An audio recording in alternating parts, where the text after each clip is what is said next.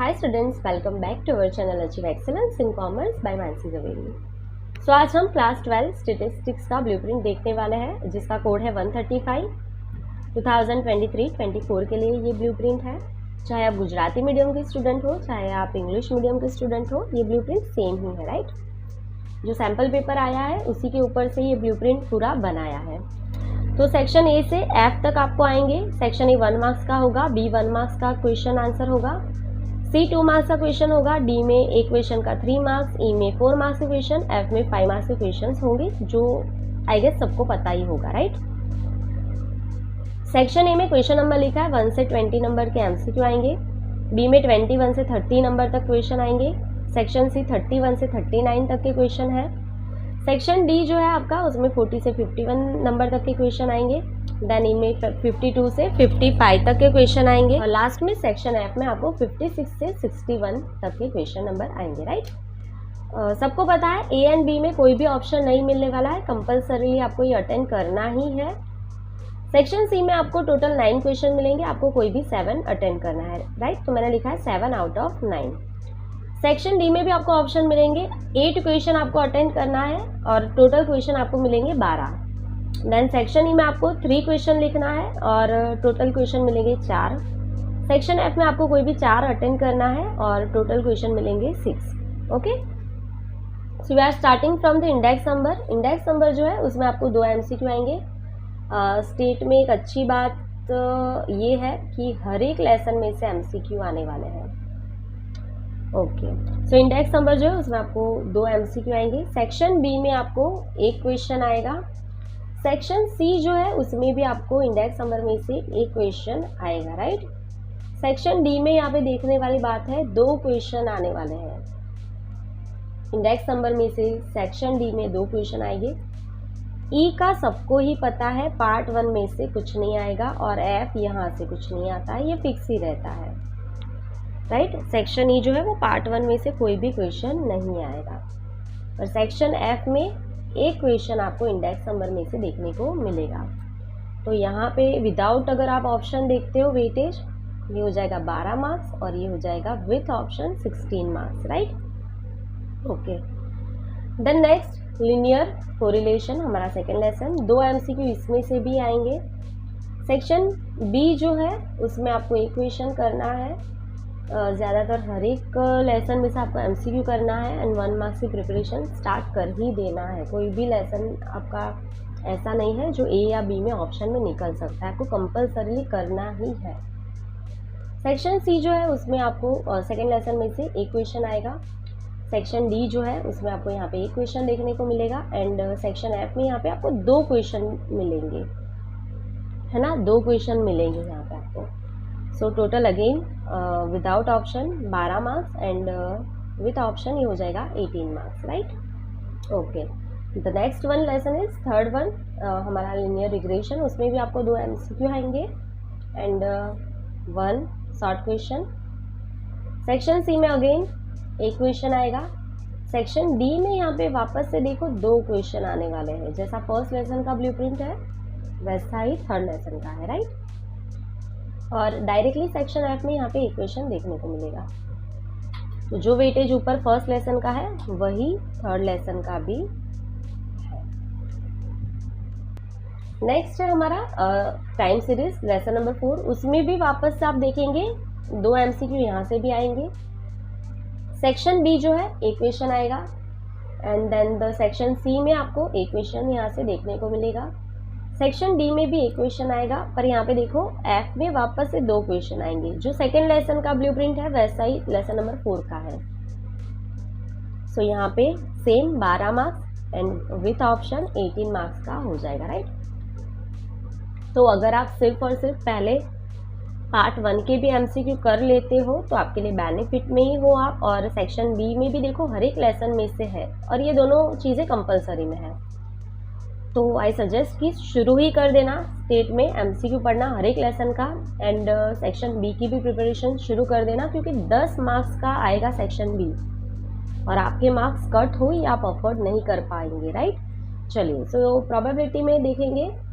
Probability जो है section A आपको 2 एमसीक्यू आएंगे, सेक्शन बी में आपको एक क्वेश्चन आएगा, सी में एक क्वेश्चन आएंगे, और बहुत ही बोल सकते हैं अच्छी बात, या अच्छी बात उसके लिए जिसको प्रोबेबिलिटी आता है, और जिसको नहीं आता है उसके लिए थोड़ा सा यहाँ पे ये रहेगा, बिकॉज सेक्शन डी में 3 क्वेश्चन आएंगे प्रोबेबिलिटी से, ई में कुछ नहीं आएगा, राइट।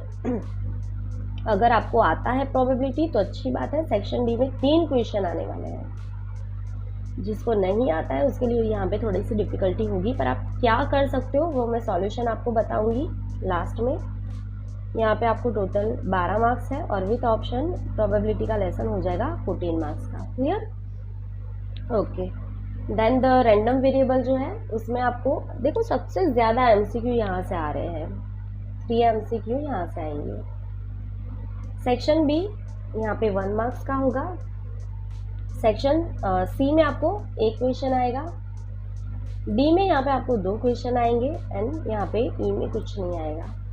सो अगेन इसका weightage 10 marks and 12 marks. Then normal distribution का भी देखो सबसे ज़्यादा MCQ है, 3 MCQs आर देयर। 2 क्वेश्चन आएंगे 1 सेंटेंस के लिए, ज़्यादा प्रिपरेशन यहाँ पे करना है आपको। एंड देन डायरेक्टली सी में कुछ नहीं करना है, डी में कुछ नहीं करना है, मतलब ये वाले लेसन में शॉर्ट क्वेश्चन कभी नहीं आते हैं। आपको डायरेक्टली 4 मार्क्स के सम का प्रैक्टिस करना है। 2 क्वेश्चन आएंगे। देखो सेक्शन ई जो है वो शुरू ही हो रहा है पार्ट 2 के 3rd लेसन से, तो आपको ये स्किप करना नहीं है। आपको एनी हाउ लॉन्ग क्वेश्चन की प्रिपरेशन यहाँ से करनी ही है, क्योंकि आपको सिर्फ 4 ऑप्शन मिल रहा है, आपको 3 अटेंड करना है। आप एक ही छोड़ सकते हो, मतलब यहाँ से 2 आ रहे हैं, आपको करना ही है। लेसन में कोई चॉइस नहीं है आपके पास। तो यहाँ से 10 मार्क्स एंड देन 13 मार्क्स का विथ ऑप्शन ये हो जाएगा, राइट। उसके बाद है लिमिट, उसमें आपको 2 MCQ आएंगे लिमिट में। सेक्शन बी में 1 मार्क्स के लिए एक क्वेश्चन आएगा, एंड देन सेक्शन सी में 2 क्वेश्चन आएंगे लिमिट में से। सेक्शन ई में एक क्वेश्चन आपको मिलने वाला है, और सेक्शन एफ में कुछ नहीं आएगा, राइट। तो यहाँ पे आपका वेटेज क्या हो जाएगा 10 एंड 11। ओके। लास्ट लेसन हमारा पार्ट 2 का लेसन नंबर 5 डिफरेंशिएशन, उसमें भी आपको 2 MCQ आएंगे। एक आपको 1 मार्क्स का क्वेश्चन आएगा। सेक्शन सी में 1 मार्क्स का क्वेश्चन, एक क्वेश्चन आएगा 2 मार्क्स के लिए। डी में आपको एक क्वेश्चन आएगा, ई में भी आपको एक क्वेश्चन आएगा, एफ में कुछ नहीं आता है यहाँ पे, और ये भी 10 मार्क्स, और विथ ऑप्शन ये हो जाएगा 12 मार्क्स का। और ये आपका यहाँ पे ब्लूप्रिंट कंप्लीट होता है। मैं टोटल लिख देती हूँ, फिर आपको बताती हूँ आपको प्रिपरेशन कैसे करना है। ओके। ये भी 20 MCQs यहाँ पे होने चाहिए, तो वेरीफाई कर लेंगे। ये हो गया है, ये आपका हो जाएगा सेक्शन ए 20 मार्क्स का, राइट। सेक्शन बी में 10 क्वेश्चन होने चाहिए, चेक कर लेंगे। ये हो गए हैं, मतलब ये सेक्शन बी आपका 10 मार्क्स का हो गया, राइट। सेक्शन सी में टोटल 9 क्वेश्चन होने चाहिए, चेक कर लेंगे। ये 9 क्वेश्चन हो गए हैं, आपको सिर्फ 7 अटेंड करना है ना। 7 × 2 टोटल हो जाएगा 14 मार्क्स का। आपको 9 में से 7 ही लिखना है, जो बहुत अच्छी तरीके से आपको आते हैं 7 क्वेश्चन वही लिखना है, राइट। देन 12 क्वेश्चन होने चाहिए सेक्शन डी में, जल्दी से देख लेंगे। ये हो गया है, आपको आपको 8 ही लिखना है ना। तो 8 × 3 ये हो जाएगा 24 मार्क्स का आपका सेक्शन डी, राइट। उसके बाद सेक्शन ई में आपको 4 क्वेश्चन मिलेंगे, ये हो गए 4 क्वेश्चन, आपको कोई भी 3 लिखना है, राइट। तो ये हो जाएगा 12 मार्क्स का क्वेश्चन, मतलब सेक्शन पूरा। एंड देन सेक्शन एफ में 6 क्वेश्चन मिलेंगे आपको, ये हो गए 6 क्वेश्चन, आपको कोई भी 4 लिखना है, और ये हो जाएगा 20 मार्क्स का। पेपर होगा 100 मार्क्स का, विथ ऑप्शन हो जाएगा ये 130 का। क्लियर? ओके। तो यहाँ पे आपका पूरा ब्लूप्रिंट कंप्लीट हो गया है। सो अब हम यहाँ पे देखेंगे कि कौन सा लेसन आपको करनी चाहिए, ज़्यादा फोकस करना है, और कौन सा आप छोड़ सकते हो, है ना। थोड़ा सा गाइडेंस मैं दूंगी, ज़्यादा नहीं बता पाऊंगी, क्योंकि ये टोटली आपके ऊपर है पार्ट 2 के लिए कि आपको कौन सा लेसन अच्छे से समझ आ रहा है, कौन सा नहीं आ रहा है। क्योंकि कोई स्टूडेंट को प्रोबेबिलिटी अच्छे से समझ आएगा, किसी किसी स्टूडेंट्स को थर्ड लेसन अच्छे से समझ में आएगा, किसी को लिमिट अच्छे से समझ आएगा, किसी को डिफ्रेंशिएशन अच्छे से समझ में आएगा। तो हर एक स्टूडेंट का अलग अलग यहाँ पे पार्ट 2 में देखने को मिलेगा, पर मैं थोड़ा बहुत आपको अच्छी तरीके से गाइड कर लूँगी क्या करना चाहिए। तो उसके लिए देखेंगे सेक्शन ए एंड बी जो है उसमें तो कोई ऑप्शन है ही नहीं, आपको करना ही है। सेक्शन सी में याद रखना थ्योरी आती है बोर्ड एग्जाम में, इवन सैम्पल पेपर में सेक्शन डी में भी 3 मार्क्स के लिए थ्योरी दी है। तो सी एंड डी में आप ख्याल रखना, सी में तो आएगा ही आएगा, सैम्पल पेपर में डी में भी दिया है थ्योरी, तो आपको डी में भी 3 मार्क्स के लिए थ्योरिकल पार्ट देखना पड़ेगा। ई एंड एफ में कभी थ्योरी नहीं आती, इधर सम ही आएंगे, तो इसमें कोई टेंशन नहीं है ना। चलो अब देखते हैं कर क्या सकते हैं। ए बी में तो कोई ऑप्शन नहीं है, सी में क्या कर सकते हो आप, टोटल 9 क्वेश्चन है, आपको कोई भी 7 अटेंड करना है ना। तो मैं इस चीज़ के लिए गाइड करूँगी आपको कि आप अपने पास एक एक्स्ट्रा ऑप्शन रखें, 7 की जगह पे 8 क्वेश्चन का ऑप्शन, 8वें क्वेश्चन का ऑप्शन आपके पास रहना चाहिए, ताकि अगर 7 में से कोई एक नहीं भी आ रहा है या गलत हो जा रहा है एग्ज़ाम में, तो आपके पास दूसरे लेसन का नॉलेज होना ज़रूरी है, वरना एक क्वेश्चन छूट जाएगा। 7 है तो आप 7 ही लेसन यहाँ से 7 ही क्वेश्चन देख के कर लो, ऐसा नहीं करना है। Okay, so part 1 I guess सबका हो चुका होगा अभी तक, क्योंकि फर्स्ट एग्ज़ाम भी आपका हो गया है। तो 1, 2, 3 एंड 4 ये लेसन आप कंप्लीट कर लिए होंगे अभी तक, है ना। तो ये 4 क्वेश्चन आपको अटेंड कर लेना है, और इजी भी है, पार्ट 1 बहुत इजी है, राइट।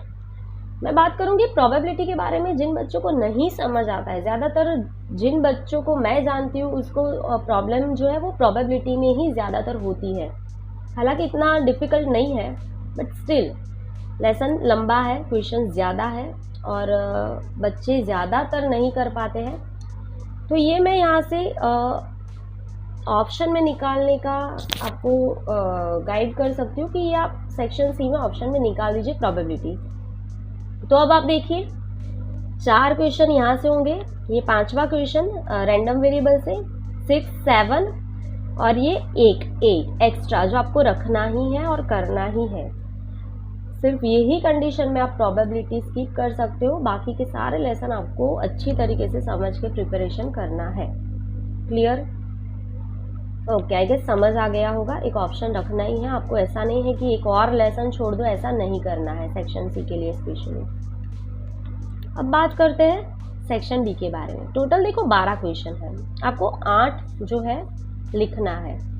हम एक ऑप्शन और रखेंगे यहाँ पे, जैसे कि आपको पता है, और मैं पार्ट 1 के बारे में बार बार बता रही हूँ, सबका हो गया होगा और इजी है, हर बच्चे को पार्ट 1 करना ही है एनी हाउ। 4 लेसन तो हर किसी के होने चाहिए। शॉर्ट क्वेश्चन पे फोकस कर लेना, क्योंकि सेक्शन एफ में तो खुशखबरी है, एक लेसन वैसे ही निकल जाएगा। अगर आप चाहो तो 2 लेसन भी निकल सकते हैं, वो मैं बाद में बताती हूँ।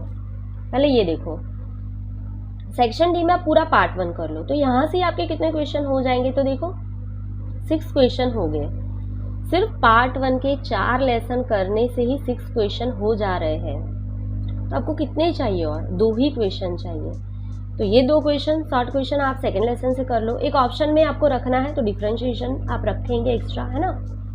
तो वापस मैं उन बच्चों के लिए गाइडेंस कर रही हूँ जिसको प्रोबेबिलिटी नहीं आता है, कुछ नहीं समझता है, वो ये 3 क्वेश्चन स्किप कर सकते हैं। बट शर्त ये है कि पूरा पार्ट 1 सेक्शन डी जो शॉर्ट क्वेश्चन है 3 मार्क्स के, वो करना है, और थ्योरी भी इंक्लूडेड है यहाँ पे, सैम्पल पेपर में दिया है। हालांकि बोर्ड में ज़्यादातर सेक्शन डी में नहीं पूछा गया है आज तक, बट आ सकता है इस साल से, क्योंकि सैम्पल पेपर में है। तो मैं पूरा नहीं बोलूँगी कि इसको स्किप ही कर देना थ्योरी, उसका भी प्रिपरेशन करके रखना पड़ेगा। अगर आप प्रोबेबिलिटी स्किप करने का सोच रहे हो तो आपका प्रिपरेशन 100% होना चाहिए, राइट। और रैंडम वेरिएबल इजी है, जो प्रैक्टिस कर रहे हैं उनके लिए इजी होगा, एंड डिफरेंशिएशन भी हो जाएगा। डिफ़िकल्ट थोड़ा, मतलब इतना भी डिफ़िकल्ट नहीं है, प्रैक्टिस करने से ये भी समझ आ ही जाएगा आपको, राइट।